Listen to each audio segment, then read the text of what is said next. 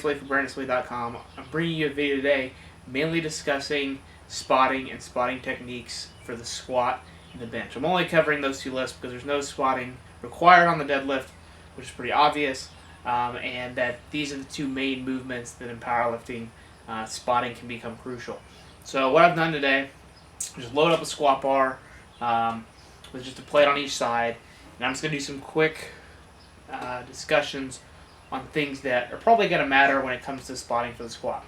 So the first thing you want to do as a spotter, regardless of whether this is training or a meet, is make sure that the weight on your side of the bar is even or where it's supposed to be. So, you know, with this squat bar here, we've got 155 on the bar, so I know that I need to have one plate on the bar with the squat bar.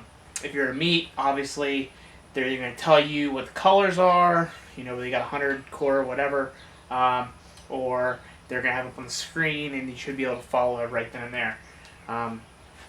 That's only your duty, is to make sure that your side's correct. You know, you shouldn't go over there and tell them and double check theirs. As a training crew, that's where you got to trust your partners. I mean, it might be good to have somebody always kind of double check, but ideally, if you're spotting on one side, you worry about your side, especially when it comes to a meet. That's the key to making it go good and smooth and fast, is you worry about yourself and everything will be good. Once the bar's loaded, or you know, your lifter or your training partner or whatever's ready, we're in a model lift here today, so I'm not having anybody here to pull it for me, but essentially when they stand up, someone's going to pull the hooks. The lifter's going to be free to squat, walk out, do whatever they're going to do. I'm only going to cover this side position right now, and I'll demonstrate the actual back spotting here in a minute. So ideally, I like to have a side spotter on each side and someone behind me, and then obviously somebody running the mono. Sometimes we're still a bit strapped for people, so one person running the mono, one person behind usually suffices for what we do. Everyone in here is raw. As soon as equipment starts getting thrown in, or, you know, we start seeing a lot of heavy weights, I would probably prefer side spotters. So, as a side spotter, the key thing that you want to make sure you're doing is you're staying with the weight as such. So you should be able, if I had multiple plates out on the bar, you know, I might actually be out here, which is what's nice about a squat bar, is you've got extra sleeve length to help spot if you need it. But you should basically cradle the weight, and obviously you're not going to touch it, especially if you're spotting in a competition. You can't touch the weights. That's part of the rules, right? So being surrounded by the weight is going to let the lifter do his thing, but you're also in a close proximity to the bar in case if it deviates forward, backwards, or down. Okay? The big issue that we see when it comes to spotting, people are out here doing this, right? So the problem with this, it's great because you're going to be able to grab the sleeve of the barbell, and it's technically, you're going to be able to catch it whether it deviates either way. The big thing you have to think about is leverages. Okay, I'm an incredibly short person, so this is about an average height of an average squatter, give or take. This mono height is set for one of my training partners. It's about 5'10", 5'11". So, you know, this is a pretty average height of a squat bar, definitely drastically higher than mine. But I still feel comfortable spotting him here in this position. You know, if the bar dips, I know I'm going to catch it, and I'm probably going to be able to help get him back up on this rack. Right? However, if I'm out here and he tanks down, and let's say he's down here, where he's going to probably miss is going to be towards the bottom. He's probably not going to miss way up here at the top where he's standing, right? I'm going to have to be down here. This is a terrible leverage point for me to catch, let's say, 500 pounds, right? Whereas if I'm here and he drops down, I'm actually in a good position here with the weight being able to be cradled on my shoulders. I'm in a good optimal position of the weights, whereas here, not only is this just not efficient, think about if you're going to squat. You know, you're going to squat the most weight when the bar's on your back, not in a front squat position. This is essentially a front squat position because the load is loaded anteriorly to the body. So that's not efficient. So again, good wide base support with your legs. Hands are going to be surrounding the weight, okay? You're not going to be on the weight. You're going to be surrounding the weight regardless of how much is actually on the bar. and you're going to move with the lifter. So your eyes should be on the lifter and the barbell, basically where the bar is on their back, and you should be able to watch your lifter. Plus, if you're a training partner, you're going to want to watch their depth. You might be calling them back. You want to watch their positioning, maybe see what goes wrong, if there's something technically working here. This position right here lets me see my training partner or the lifter. It lets me keep myself in good position with the weights, whether it's deviating forward or backwards. And then ultimately, it also keeps me safe as well. If for some reason this lifter dumps this barbell, I can easily step out of the way. If I'm right here, it's going to be much harder to go forwards or backwards, because your initial instinct, if this drops, it's going to come straight here. If your hands are cradled or actually against the bar, that's not going to be in a good position. We're here, one step, and you're basically out of the way, or if you're on the other side, doesn't matter. Another thing we got to take into consideration is the height of the lifter and the weights being moved. So I know that I'm a very small lifter in terms of my height and my stature.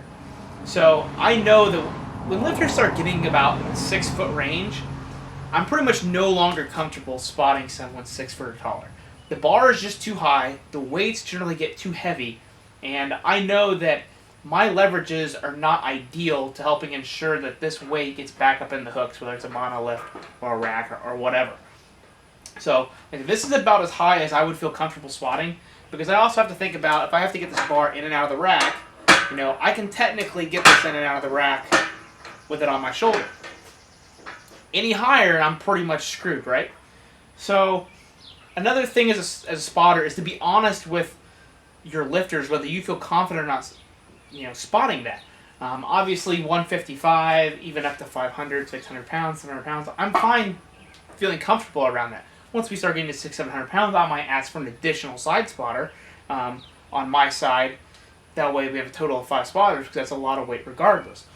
But as soon as the weight gets high enough in terms of height or weight, or a combination of the both, and I know it's not only safe for the lifter, but safe for me, I'll try to get someone else to take my spot.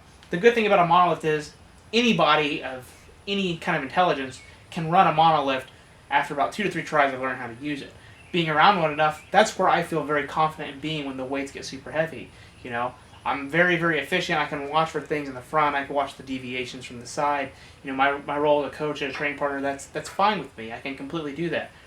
But once the weights get heavy, you got to be honest with yourself, whether you feel comfortable not spotting, and let them know. Okay. The other additional thing that I want to cover, and I was talking about the side spotting, is it's a little bit hard to see with the setup here because of how high it is.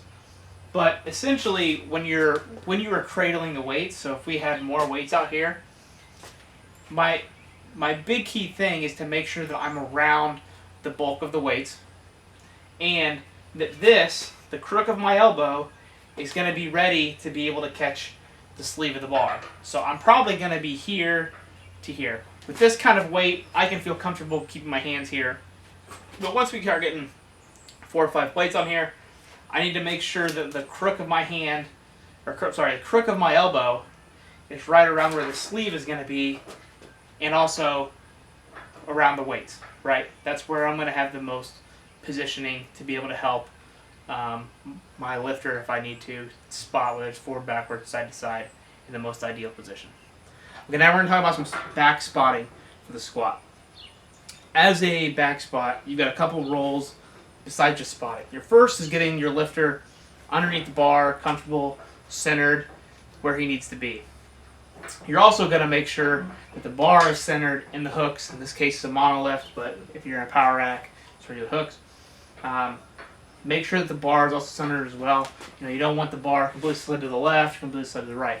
All seems like common sense stuff, but it's also very crucial for the person that's lifting, and it also is going to help improve the chance that the lifter is going to get the weight. So as a spotter, that's also another key factor to think about. You want to increase the probability of the lifter getting the weights, especially if you're talking max effort attempts.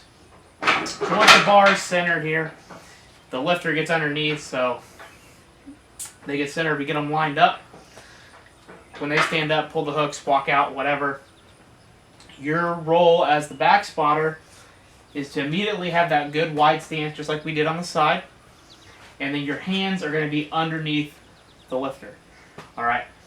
Sometimes on very, very small lifters, people not lifting near as much weight, you can go with the hands over the bar here. Okay. That I will say that in a competition setting, as a spotter, I think that's a terrible idea.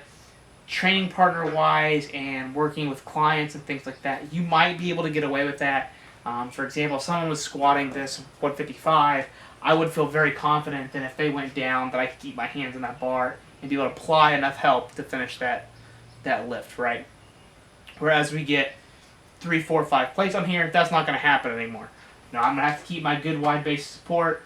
I'm going to stay close to the lifter, but also give them enough space to push their hips back. That's especially crucial whenever they're lifting in equipment and gear, that you're going to allow that lifter enough space to sit back. They got to load that equipment up.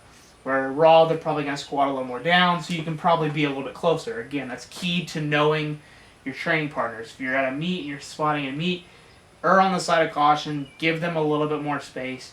And you also got to remember, they may be walking it out. So that's another thing, is you're going to want to stay back far enough to let them walk the weights out.